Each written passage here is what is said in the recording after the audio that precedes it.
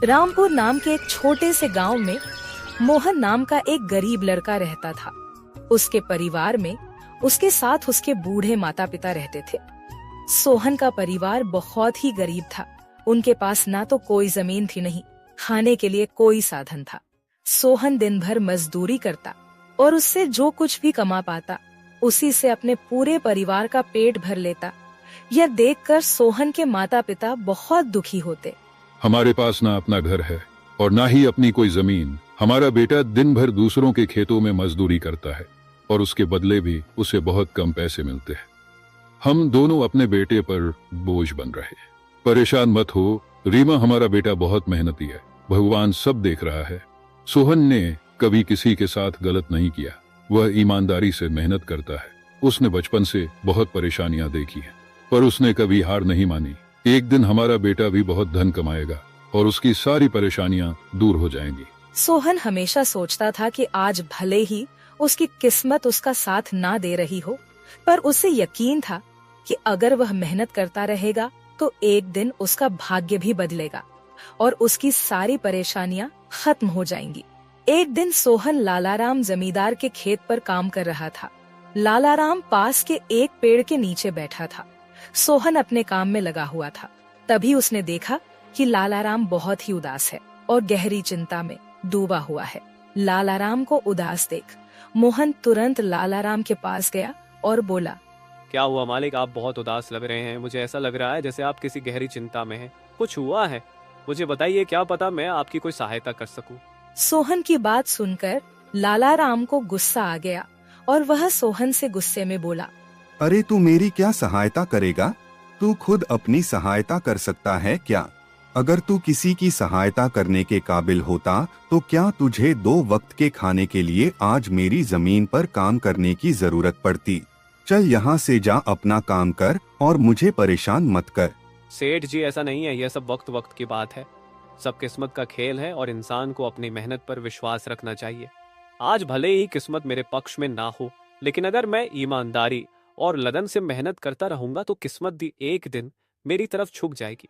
मेहनत और धैर्य से तकदीर के दरवाजे खुलने में देर हो सकती है, लेकिन मेहनत कभी बेकार नहीं जाती। मोहन की बात सुनकर लालाराम बहुत प्रसन्न हुआ। अरे सोहन, तेरे विचार तो बहुत अच्छे हैं। तेरी बातें सुनकर मन को एक सुकून सा मिला है। इतनी परेशानियों में भी तू अपनी जिंदगी खुश होकर काट रहा है। सेठ जी, यह सब मेरे पिता की सीख है। जब भी मैं किसी चीज के लिए अपने पिता से जिद करता था तो मेरे पिता हमेशा मुझे यही समझाते थे, बेटा सोहन, हमारे पास इतना धन नहीं है कि मैं तेरी हर इच्छा पूरी कर सकूं, लेकिन एक बात हमेशा याद रखना, जिंदगी भी मौसम की तरह होती है। कभी यह धूप की तरह खुशियों से भरी होती है, कभी ठंड की तरह कठिनाइयां लाती है और कभी बारिश की तरह परेशानियां आती है। लेकिन जैसे हर मौसम बीत जाता है वैसे ही जिंदगी के मुश्किल हालात भी गुजर जाते हैं। बस धैर्य और हिम्मत बनाए रखना जरूरी है, क्योंकि एक दिन सब कुछ ठीक हो ही जाता है। अरे वाह, लगता है तेरे पिता बहुत ही नेक इंसान है। किसी दिन मैं भी उनसे जरूर मिलूंगा।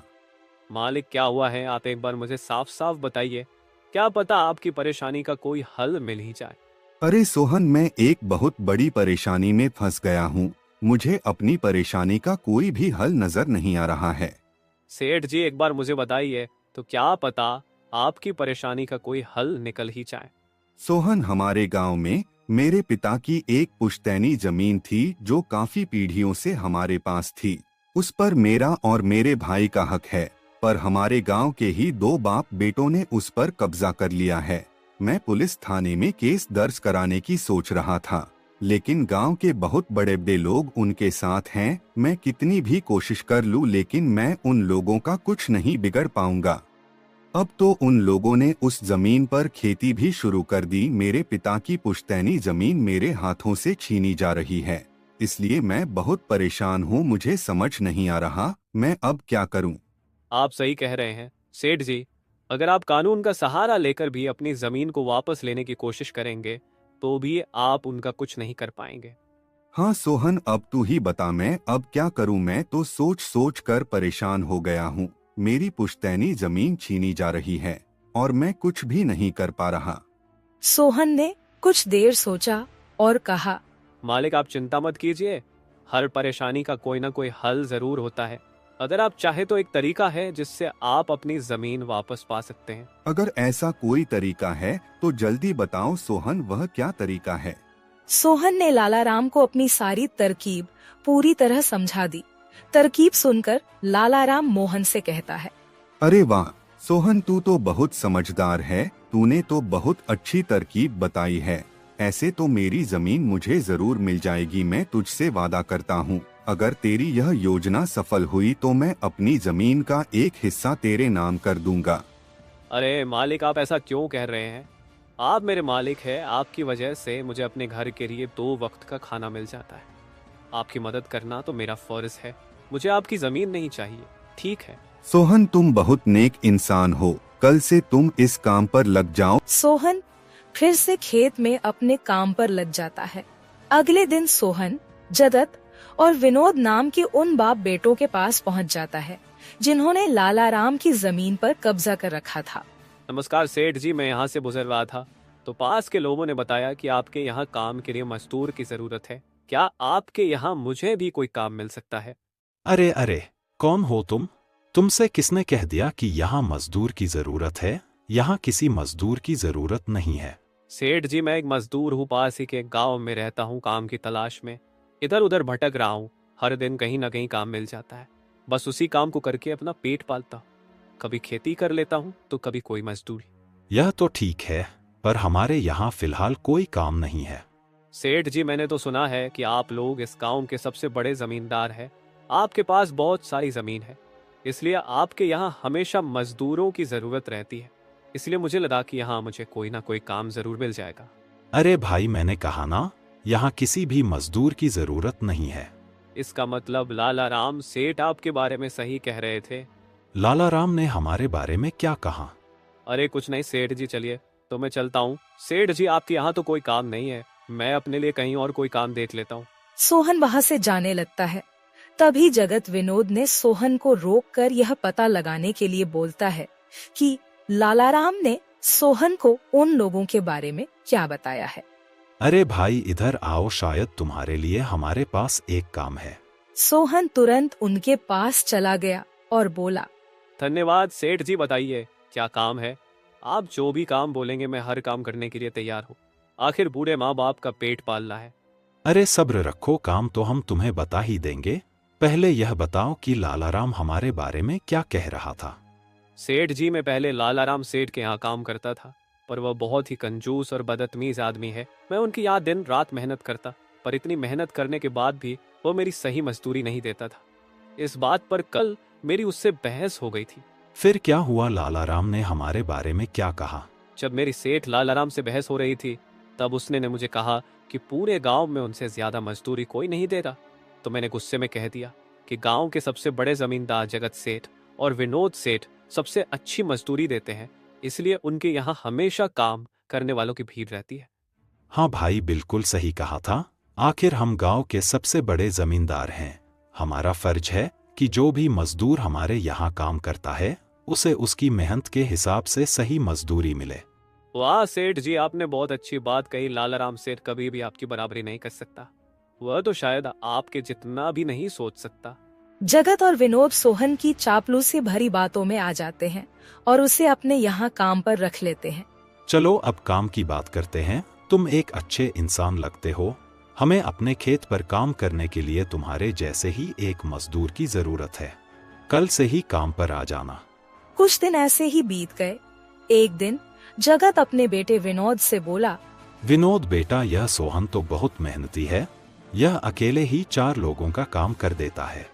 अच्छा हुआ कि हमने इसे रोक लिया। हाँ पिताजी, आप सही कह रहे हो।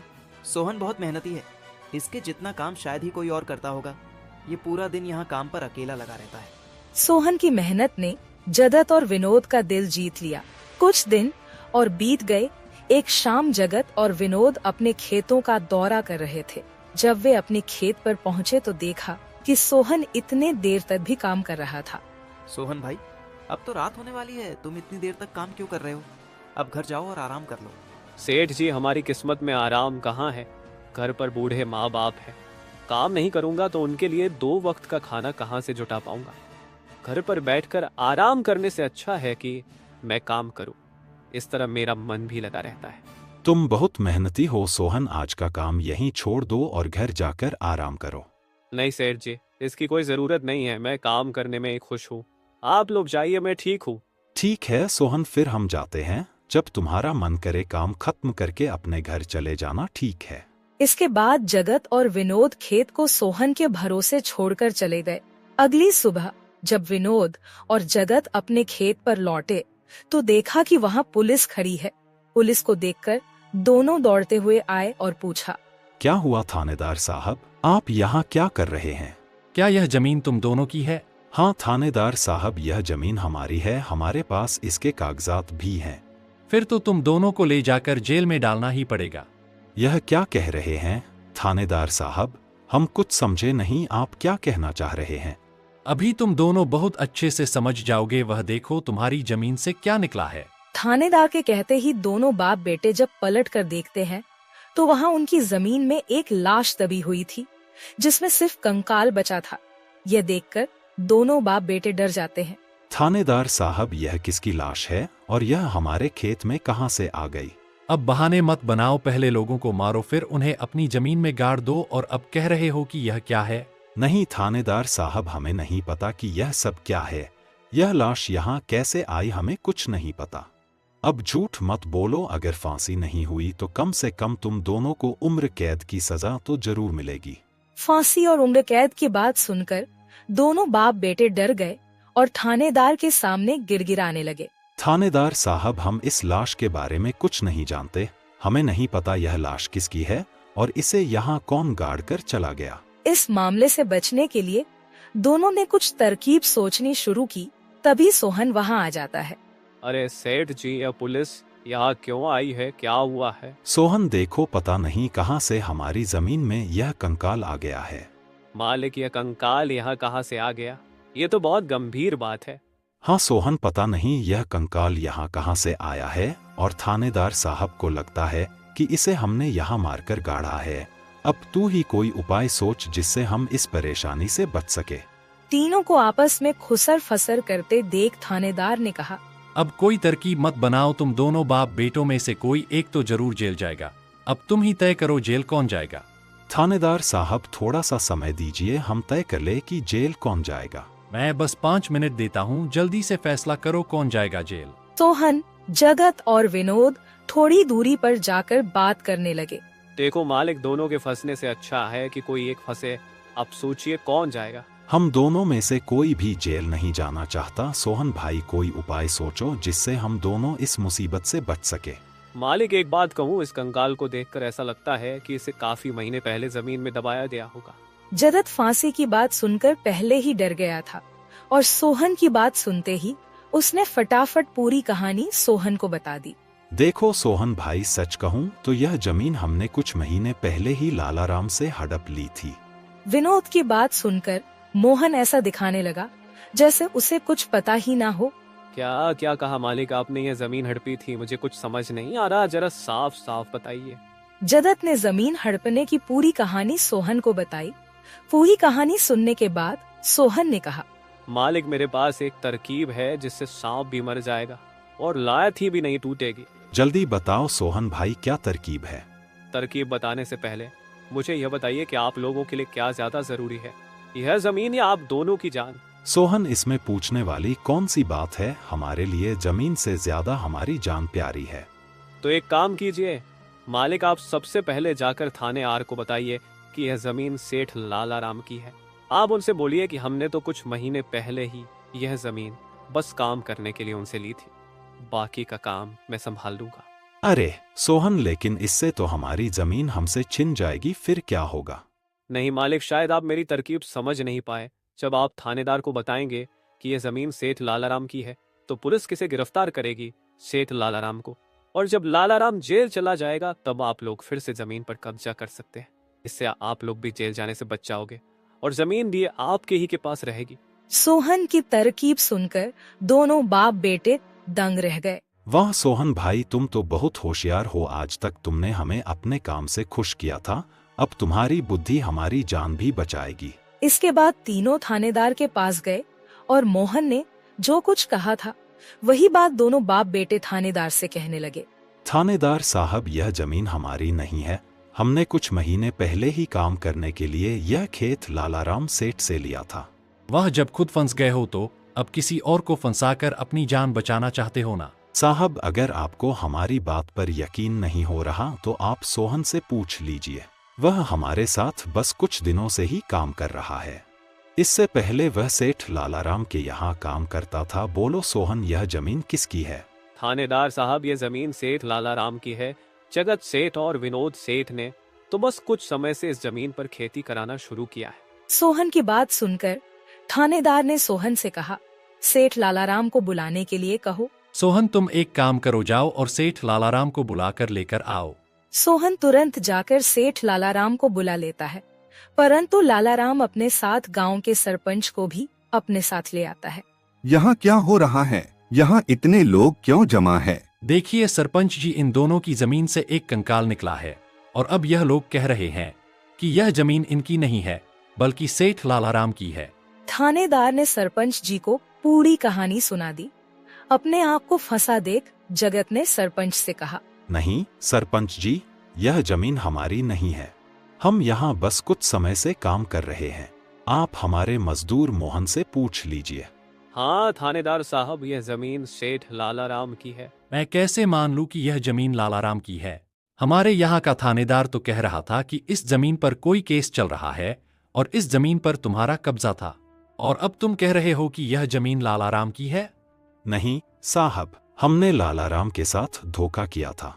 हम बस इस जमीन को हड़पना चाह रहे थे, लेकिन अब हमें यह जमीन नहीं चाहिए। अगर आप चाहें तो हम केस भी वापस ले लेंगे। थानेदार साहब, आप जाइए, बाकी का काम अब हम संभाल लेंगे। सरपंच के कहने पर थानेदार वहाँ से चला जाता है। सरपंच ने लालाराम से कहा, अब बताओ, यह कंकाल यहाँ कैसे आया? तुमने किसे मारकर यहाँ गाड़ा है? अरे साहब, यह तो नकली कंकाल है। इन दोनों ने मिलकर मेरी जमीन हड़प ली। मैंने और मोहन ने मिलकर यह तरकीब सोची थी ताकि इन दोनों से सच निकलवा सकें। लालाराम की बात सुनते ही दोनों बाप बेटों के पैर तले जमीन खिसक गई। यह हम दोनों की साजिश थी, इन लोगों के मुंह से सच निकलवाने के लिए। सोहन को इस योजना में शामिल देखकर दोनों बाप बेटों को समझ आ गया कि यह सब सेठ लालाराम और मोहन की मिली भगत थी। दोनों बाप बेटों के पास अपनी गलती मानने के सिवा कोई चारा नहीं था। हमें माफ कर दीजिए सरपंच जी, हम लालच में आ गए थे। हमें माफ कर दीजिए। हम आज के बाद यह गलती कभी नहीं करेंगे और यह जमीन भी सेठ लालाराम को वापस दे देंगे। जगत और विनोद दोनों सरपंच और सेठ लालाराम से माफी मांगने लगे। दोनों को इतना गिड़गिड़ा देख लालाराम ने उन्हें माफ कर दिया। सरपंच ने भी उन्हें जेल नहीं भेजा और सेठ लालाराम ने अपना केस वापस ले लिया। लालाराम के केस वापस लेने के बाद सरपंच जी भी वहाँ से चले जाते हैं। धन्यवाद सेठ लालाराम जी, आपने हमें माफ कर दिया। आज के बाद हम ऐसी गलती कभी नहीं करेंगे। ठीक है जगत, कोई बात नहीं, मैंने तुम्हें माफ किया। बस याद रखना कि एक जमीन के टुकड़े के लिए तुम अपनों के साथ कभी गलत नहीं करना। बुरे समय में तुम्हारे अपने ही तुम्हारे साथ खड़े होंगे। जमीन का क्या है, कभी मेरी तो कभी तुम्हारी। आखिर में सेठ लालाराम ने सोहन को जमीन का एक हिस्सा दे दिया और उसे जमीन का मालिक बना दिया। सोहन, जैसा कि मैंने वादा किया था, जिस जमीन पर तुम काम कर रहे थे, आज से वह जमीन तुम्हारी है और अब तुम उसके मालिक हो। नहीं मालिक, इसकी कोई जरूरत नहीं है। याद करो सोहन, तुमने मुझसे क्या कहा था? बस मेहनत करते रहो, एक दिन तकदीर का दरवाजा जरूर खुलेगा। तो समझो तुम्हारी तकदीर का दरवाजा खुल चुका है और अब तुम भी जमीन के मालिक हो।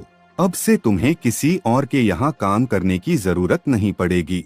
इस तरह मोहन ने अपनी मेहनत और बुद्धि से सेठ लालाराम को उसकी जमीन वापस दिलाई और दोनों ठगी करने वाले बाप बेटों को भी सबक सिखाया। इस तरह मोहन ने अपनी मेहनत और चतुराई की मदद से अपनी फूटी किस्मत बदल दी और अब वह भी एक बड़ी जमीन का मालिक बन गया था।